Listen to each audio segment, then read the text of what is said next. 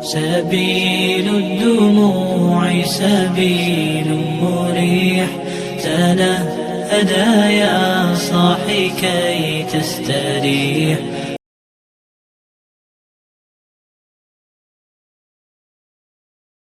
حضرت عثمان غنی رضی اللہ عنہ بنو امیہ کے خاندان سے ہیں. تقریباً 5ویں نسب پہ جا کر آپ صلی اللہ علیہ وسلم اور حضرت عثمان غنی رضی اللہ عنہ دونوں کا نسب مل جاتا ہے. حضرت عثمان غنی رضی اللہ عنہ کی رشتہ داری آپ صلی اللہ علیہ وسلم سے ہے. ایک رشتہ داری تو یہ ہے کہ حضرت عثمان غنی رضی اللہ عنہ کی سگی نانی آپ صلی اللہ علیہ وسلم کی پھوپھی ہے. اس اعتبار سے عثمان غنی رضی اللہ عنہ اللہ کے رسول صلی اللہ علیہ وسلم کے بھانجے بھی ہوئے. اور دوسری رشتہ داری کہ حضرت عثمان غنی رضی اللہ عنہ اللہ کے نبی کے داماد ہیں. اور داماد بھی ایسے ہیں کہ جب سے کائنات بنی ہے حضرت آدم علیہ السلام سے لے کر اور اللہ کے نبی صلی اللہ علیہ وسلم کے دور تک، یا یوں کہہ لیجئے کہ قیامت تک، کوئی شخص ایسا نہیں آئے گا جو اس صفات میں حضرت عثمان غنی رضی اللہ عنہ کا مقابلہ کر سکے. آپ صلی اللہ علیہ وسلم نے یکے بعد دیگر اپنی 2 بیٹیوں کا نکاح حضرت عثمان غنی رضی اللہ عنہ سے کیا ہے. تاریخ کے اندر کوئی امتی ایسا نہیں ملے گا کہ جس نبی نے اپنی امتی کو اپنی دونوں بیٹیاں یکے بعد دیگر دی ہوں. اسی لیے حضرت عثمان غنی رضی اللہ عنہ کو ذی النورین کہا جاتا ہے، 2 نور والے. کیا مطلب؟ کہ 2 بیٹیاں آپ صلی اللہ علیہ وسلم کی 2 بیٹیوں سے آپ کا نکاح ہوا ہے. 2 نور والا اس لیے بھی کہا جاتا ہے کہ حضرت عثمان غنی رضی اللہ عنہ نے اپنی فیملی کے ساتھ میں 2 مرتبہ ہجرت کی ہے. کہ جب کفار مکہ نے مکہ والوں پر ظلم کیا تو حضرت عثمان غنی رضی اللہ عنہ نے حبشہ ہجرت کی، جس کو آج کل ایتھوپیا کہا جاتا ہے. تو مکہ سے حبشہ کا جو راستہ ہے وہ کوئی زمینی راستہ نہیں ہے بلکہ سمندری راستہ ہے. اور سمندر سے جس سواری سے گئے ہیں وہ ناؤ تھی، کھلی ناؤ، جس کو اوپن دا بوٹ، یعنی جس ناؤ میں جس بوٹ کے اندر چل رہے تھے اس بوٹ کے اندر سمندر کی فضائیں، سمندر کی ہوائیں، زہریلی ہوائیں چل رہی تھی جو حضرت عثمان غنی اور حضرت عثمان کی بیوی حضرت رقیہ رضی اللہ عنہا کو لگ رہی تھی. اسی درمیان یہ بیمار بھی ہو گئی. جب حبشہ پہنچے تو کسی نے یہ خبر پھیلا دی کہ مکہ کے اندر اللہ کے نبی صلی اللہ علیہ وسلم کے اوپر حملہ کر دیا. تو یہ حبشہ سے واپس آ گئے. پھر سمندری راستے سے واپس آئے تو طبیعت اور زیادہ خراب ہو گئی. جب یہاں مکہ آ کر پتہ چلا کہ خبر تو جھوٹی پھیلائی ہے تو حضرت عثمان غنی رضی اللہ عنہ اپنی فیملی کو لے کر پھر مدینہ ہجرت کرنے گئے. تو حضرت ابراہیم علیہ السلام کے بعد دوسرے ایسے شخص ہیں حضرت عثمان غنی رضی اللہ عنہ جنہوں نے اپنے خاندان، اپنی فیملی کے ساتھ ہجرت کی ہے. باقی اس کے علاوہ تاریخ میں آپ کو ایسے شخص نہیں ملیں گے کہ جنہوں نے اپنی فیملی کے ساتھ ہجرت کی ہے. تو 2 ہجرتیں کی، ایک حبشہ کی طرف اور ایک مدینہ کی طرف ہجرت کی. اسی واسطے حضرت عثمان کو ذی النورین کہا جاتا ہے کہ 2 ہجرتوں والے، 2 نور والے. ایک تو 2 بیٹیوں کا نکاح ہوا آپ صلی اللہ علیہ وسلم کی، اسی لیے ذی النورین کہا جاتا ہے، اور دوسرے 2 مرتبہ ہجرت کی۔ بہرحال حضرت عثمان غنی رضی اللہ عنہ کے کارنامے بہت ہیں کہ جب حضرت عثمان غنی خلیفہ بنے اس وقت مسلمانوں کی جو حکومت تھی وہ 22 لاکھ مربع میل کے اوپر حکومت تھی، اور تقریباً 12.5 سال حضرت عثمان غنی رضی اللہ عنہ نے حکومت کی، اور اس حکومت کو ڈبل کر دیا، یعنی حضرت عثمان غنی رضی اللہ عنہ جب تک خلیفہ رہے تو مسلمانوں کی حکومت 44 لاکھ مربع میل کے اوپر حکومت تھی، جس کو حضرت معاویہ رضی اللہ عنہ نے آگے بڑھایا۔ تقریباً حضرت معاویہ رضی اللہ عنہ کے زمانے میں 64 لاکھ مربع میل پر مسلمانوں کی حکومت تھی۔ اگر آپ پوری دنیا کا جغرافیہ لیں گے تو پوری دنیا کا جغرافیہ یہ بتاتا ہے کہ تقریباً 1.20 کروڑ مربع میل کے اوپر دنیا پھیلی ہوئی ہے، اور حضرت معاویہ آج سے 1400 سال پہلے مسلمانوں نے آدھی دنیا سے زیادہ کے اوپر حکومت کر کے دکھائی ہے۔ تو یہ عثمان غنی رضی اللہ عنہ کا کارنامہ ہے کہ ان کی خلافت کے اندر 44 لاکھ مربع میل کے اوپر مسلمانوں نے حکومت کی ہے، اور اس نظریے سے، اس جذبے سے حکومت کر کے دکھائی ہے کہ تاریخ گواہ ہے کہ جس طریقے سے عثمان غنی رضی اللہ عنہ نے خلافت کر کے دکھائی ہے شاید ان کا ثانی کوئی نہ ہو۔ تو میرے دوستو، یہ فضائل ہیں، یہ مناقب ہیں، اور جب جب اسلام کو ضرورت پڑی ہے اس وقت حضرت عثمان غنی رضی اللہ عنہ کا نام آتا ہے کہ جتنے بھی غزوات گزرے ہیں اور جن غزوات کے اندر تنگی کا سامان ہے، مسلمان مشکلات میں ہے مالی اعتبار سے، حضرت عثمان غنی رضی اللہ عنہ نے اپنے مال کے ذریعے مسلمانوں کی مدد کی ہے، اور جو بیر روحہ یعنی جس کا پانی اللہ کے نبی صلی اللہ علیہ وسلم کو محبوب تھا، میٹھا پانی تھا، وہ بھی اپنے خزانے سے اللہ کے نبی صلی اللہ علیہ وسلم کو ہدیہ کیا، جس سے تمام مسلمان، تمام صحابہ کرام فائدہ اٹھاتے تھے۔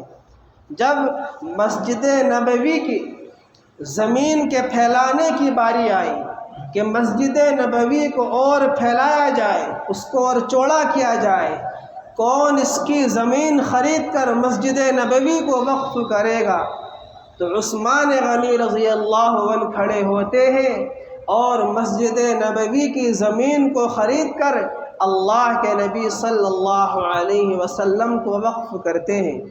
میرے دوستو، جب جب مسلمانوں کو ضرورت پڑی ہے مالی اعتبار سے تو حضرت عثمان غنی رضی اللہ عنہ کھڑے ہوئے ہیں، لیکن کچھ بلوائیوں نے، کچھ منافقوں نے حضرت عثمان غنی رضی اللہ عنہ کی حکومت کو منظور نہ کیا۔ ایک شخص ہے کہ جس کو جبلہ کہا جاتا ہے، اس کو مسلمان بنا کر عبداللہ رکھا گیا، اور جو اس کا باپ تھا منافق، اس کو عبداللہ بن سبا اس کا نام رکھا گیا۔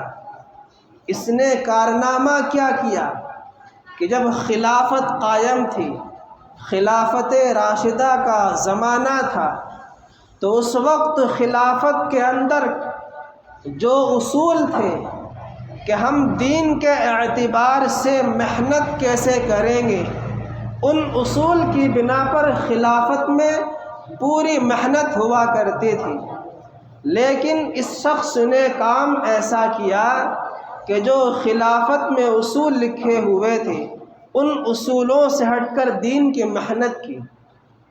حالانکہ دین کی جو محنت کی ہے وہ تو صحیح کی ہے، لیکن جو خلافت راشدہ کے اصول تھے کہ بھائی اس ملک کا یہ پردھان منتری ہے، اس ملک کے اصول یہ ہیں، آپ کو اس اصول کے اوپر چلنا ہے، اس ضابطے کے اوپر اپنا بزنس آگے بڑھانا ہے، کچھ بھی لے لیجئے۔ تو خلافت راشدہ کے اصول سے ہٹ کر اس شخص نے دین کی محنت شروع کی، اور دین کی محنت شروع کیسے کی کہ جو بھی راستے میں ملتا اس کو نماز کی دعوت دیتا، جو بھی راستے میں ملتا اس کو زکوٰۃ کے فضائل بتاتا، جو بھی راستے میں ملتا اس کو حج کے فضائل بتاتا۔ اب بظاہر کام تو صحیح کر رہا ہے کہ لوگوں کو دین کی طرف بلا رہا ہے، لیکن جو خلافت راشدہ کے اصول تھے ان سے ہٹ کر رہا ہے۔ جب اس نے دین کی دعوت کو عام کیا، قرآن کے پیغام کو پھیلایا، اس نے جب لوگوں کے درمیان اس کا چرچا ہو گیا اور اپنے آپ کو اس نے منوانے لگا، اپنا لوہا اور اپنی ذات کو منوانے لگا، اور لوگوں کے درمیان اس کا چرچا شروع ہو گیا کہ فلاں شخص بڑا دیندار ہے، بڑا صوفی ہے۔ اب اس کے یمن کے اندر، بحرین کے اندر، اسی طریقے سے حبشہ کے اندر، مصر کے اندر، کوفہ کے اندر اس کی تاریخ آنے لگی کہ بھئی آؤ ذرا ہمیں بھی دین کی باتوں کو سکھلاؤ۔ لیکن یہ کچھ باتیں ایسی کہا کرتا تھا کہ جو خلافت راشدہ کے خلاف تھی۔ مثال کے طور پر قرآن جو ہے وہ 7 قرأتوں میں اترا ہے، لیکن عثمان غنی رضی اللہ عنہ نے قرآن کو قرأت پہ لکھوایا، اس طریقے کی باتیں کیا کرتا تھا، لیکن عثمان غنی رضی اللہ عنہ نے اس کے اوپر غور نہیں کیا، لیکن یہ اندر ہی اندر کھوکھلا کرتا چلا گیا۔ اب ایک وقت وہ آیا کہ اس نے یہ دعویٰ کر دیا کہ اللہ کے نبی صلی اللہ علیہ وسلم سے جو سب سے قریبی رشتہ ہے وہ کس کا ہے؟ لوگوں نے کہا کہ حضرت علی کا ہے۔ تو اللہ کے نبی کے بعد خلیفہ کس کو ہونا چاہیے تھا؟ حضرت علی کو ہونا چاہیے تھا۔ اب اس نے یہ پروپیگنڈا بہت تیزی سے پھیلایا اور لوگوں کو اپنی طرف کھینچتا رہا، یہاں تک کہ اس کی حمایت میں ایک بہت بڑی جماعت بن گئی۔ میرے دوستوں، یہ سلسلہ چلتا رہا، سن 35 ہجری کا زمانہ آتا ہے تو اس نے حضرت عثمان غنی رضی اللہ عنہ کو قتل کرنے کا منصوبہ بنایا، اور قتل کرنے کا جو منصوبہ بنایا، جو پلاننگ بنائی، وہ اتنی زبردست پلاننگ تھی کہ لوگ حیران رہ گئے۔ اس نے پلاننگ کون سے وقت تیار کی کہ جس وقت تمام صحابہ کرام، تمام مدینہ والے حج کرنے گئے ہوئے تھے۔ یہ حج کا موسم چل رہا ہے، تقریباً 18 سے 20 مسلمان مدینہ کے اندر موجود تھے، اور حج کے ایک ہفتے بعد یعنی 18 ذی الحجہ کو پوری پلاننگ بنائی کہ عثمان غنی رضی اللہ عنہ کو قتل کرنا ہے۔ اب جب یہ بات پتہ لگی تو سب سے پہلے ان بلوائیوں نے مسجد نبوی کے اوپر حملہ کیا۔ مسجد نبوی کے اوپر جس منبر محراب سے اللہ کے نبی صلی اللہ علیہ وسلم نے پوری زندگی خطبہ دیا، اور جس عصا کو پکڑ کر پوری زندگی خطبہ دیا، وہی عصا حضرت عثمان غنی رضی اللہ عنہ کے پاس موجود تھا۔ تو انہوں نے حضرت عثمان غنی رضی اللہ عنہ کو خطبہ دینے سے منع کر دیا کہ آپ یہاں پر خطبہ نہیں دیں گے، اور جب انہوں نے کہا کہ آپ کے پاس وجہ کیا ہے منع کرنے کی، تو کچھ لوگوں نے پتھر بازی شروع کی کہ آپ نماز نہیں پڑھائیں گے۔ اس کے بعد نماز پڑھانا بند کر دیا گیا۔ عثمان غنی رضی اللہ عنہ مسجد نبوی کے اندر جماعت سے نماز پڑھنے لگے، تو باجماعت نماز پڑھنے کو بھی منع کر دیا گیا۔ اس کے بعد مدینہ میں آپ کہیں نہیں جا سکتے، ان کے گھر کے اندر ان کو بند کر دیا گیا۔ تقریباً ہفتہ 2 ہفتے گزر گئے اور پورے مدینے کے اندر یہ بات پھیلا دی کہ کوئی عثمان غنی رضی اللہ عنہ کو پانی کا ایک قطرہ نہیں پلائے گا، کھانے کا ایک لقمہ ان کو نہیں کھلائے گا۔ حضرت علی رضی اللہ عنہ ایک مشکیزے کے اندر پانی لے کر جاتے ہیں، لیکن ایک تیر کے ذریعے اس مٹکے کو توڑ دیتے ہیں۔ حضرت علی رضی اللہ عنہ اپنی پگڑی عثمان غنی رضی اللہ عنہ کے گھر کے اندر پھینکتے ہیں کہ عثمان تو گواہ رہنا کل قیامت کے دن، اللہ سے میری شکایت نہ کرنا کہ میں نے تجھے پانی نہ پلایا تھا۔ اب صحابہ کرام واپس آتے ہیں، صحابہ کرام کہتے ہیں اے امیر المومنین، آپ ہمیں جہاد کی اجازت دیجئے، ہم ان سے مقابلہ کریں گے، ہم آپ کی جان بچائیں گے۔ لیکن عثمان غنی رضی اللہ عنہ نے منع کر دیا۔ کیوں؟ کہ میں مدینہ کے اندر خون ریزی نہیں دیکھنا چاہتا، میں مدینہ کے اندر قتل و غارت گری نہیں کرنا چاہتا، اسی وجہ سے عثمان غنی رضی اللہ عنہ نے منع کر دیا۔ جہاد کوئی مشکل کام نہیں تھا، جہاد اس وقت آسان تھا، لیکن امیر کی اطاعت مشکل تھی۔ لوگوں نے کڑوا گھونٹ پیا، عثمان غنی رضی اللہ عنہ کی بات کو مانا۔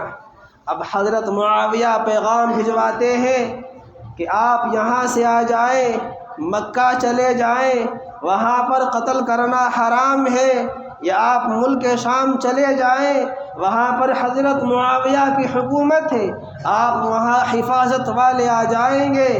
تو عثمان غنی رضی اللہ عنہ نے انگلی سے اشارہ کیا روضہ رسول کی طرف کہ صحابہ کرام کی جماعت، مجھے اللہ کے نبی کا پڑوس اور کوئی اور کہیں نہیں ملے گا، لہٰذا میں اللہ کے نبی کے پڑوس کو کہیں چھوڑ کر نہیں جاؤں گا، نہ ملک شام جاؤں گا اور نہ مکہ ہجرت کروں گا، کہیں نہیں کروں گا۔ اگر میری ذات میں اگر میرے لیے شہادت مقرر ہے تو میں شہادت پی لوں گا، لیکن مدینہ کے اندر قتل و غارت گری خون ریزی نہیں کروں گا اور نہ مدینے والے کا پڑوسی چھوڑ کر جاؤں گا۔ تمام ساری باتیں ہو گئیں، بالآخر وہ وقت آ گیا کہ جب عثمان غنی رضی اللہ عنہ کو شہید کر دیا گیا، اور شہید اس دردناک سے کیا گیا کہ ان کے سر کے اوپر لوہے کی راڈ ماری گئی اور ان کے سینے کے اوپر ان کے چہرے کو چھلنی کیا گیا۔ اور میرے دوستو، اسی پر بس نہیں کیا ہے، عثمان غنی رضی اللہ عنہ نے شہادت سے پہلے خطبہ دیا تھا، اے لوگوں، کیا تم مجھے نہیں جانتے کہ میں کون ہوں، کہ جس کے ہاتھ کو اللہ کے نبی نے اپنا ہاتھ قرار دیا تھا؟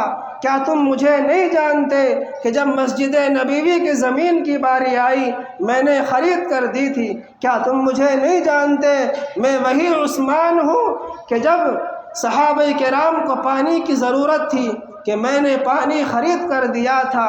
کیا تم مجھے نہیں جانتے میں وہی عثمان ہوں کہ جب غزوات کے اندر صحابہ کرام کو مال کی ضرورت تھی تو میں نے مال پہنچایا تھا؟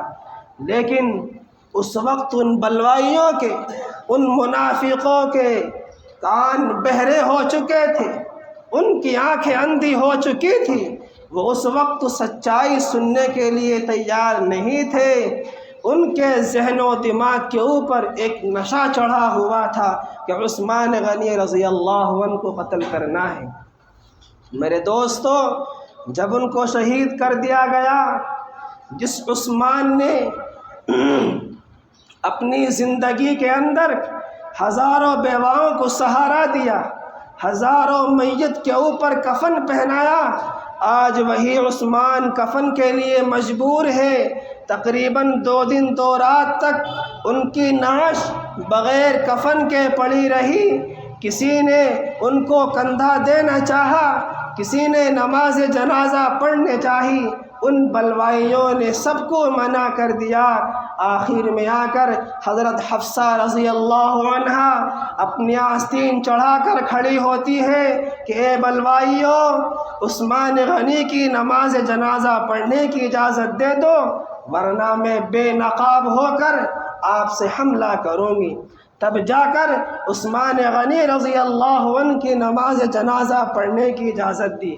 میرے دوستو، آپ نے ایسے جنازے بہت دیکھے ہوں گے کہ جس جنازے کے اوپر پھول برسائے جاتے ہیں، جس جنازے کے اوپر خوشبوئیں چھڑکی جاتی ہیں، لیکن میرے عثمان کا جنازہ ایسا ہے کہ جب وہ جنازہ گلیوں سے گزر رہا تھا، اس وقت یہ بلوائیے جنازے کے اوپر سنگ باری کر رہے تھے، پتھر بازی کر رہے تھے۔ ایسی مظلوم اور دردناک شہادت تاریخ میں کبھی نہیں دیکھی ہوگی جیسی حضرت عثمان غنی رضی اللہ عنہ کی دردناک شہادت ہوئی ہے۔ میرے دوستو، جو حضرت عثمان کی بیوی حضرت نائلہ قبر طہر پر جاتی ہے اور اللہ کے نبی کو اپنا درد سناتی ہے، اور درد بھی دل کے اندر سناتی ہے، میرے دوستو، عثمان غنی رضی اللہ عنہ کو جنت البقیع میں دفن کیا گیا۔ آپ ان کی قبروں کو جا کر دیکھیں تو ان کی قبر آج بھی ایسی لگتی ہے کہ جو تمام قبروں کی سردار ہے، بالکل اونچی عثمان غنی رضی اللہ عنہ کی قبر ہے۔ میرے دوستو، آج اس مظلومانہ دردناک شہادت کو بتانے کا مقصد یہ ہے کہ عثمان غنی رضی اللہ عنہ نے جس دردناک شہادت کو پی لیا لیکن ان کی بات کو نہیں مانا، اللہ کے سامنے ڈٹے رہے، اللہ کے سامنے جھکے رہے۔ میرے دوستو، عثمان غنی رضی اللہ عنہ کی شہادت کو اپنے سامنے رکھنا ہے، اور جس طریقے سے عثمان غنی رضی اللہ عنہ نے زندگی گزاری ہے اس کے اوپر عمل کرنا ہے۔ دعا ہے اللہ تبارک و تعالی سے کہ عثمان غنی رضی اللہ عنہ کی قبر کے اوپر لاکھوں اربوں کروڑوں درود و سلام نازل فرمائے، آمین۔ اللہ تعالی عمل کے توفیق عطا فرمائے۔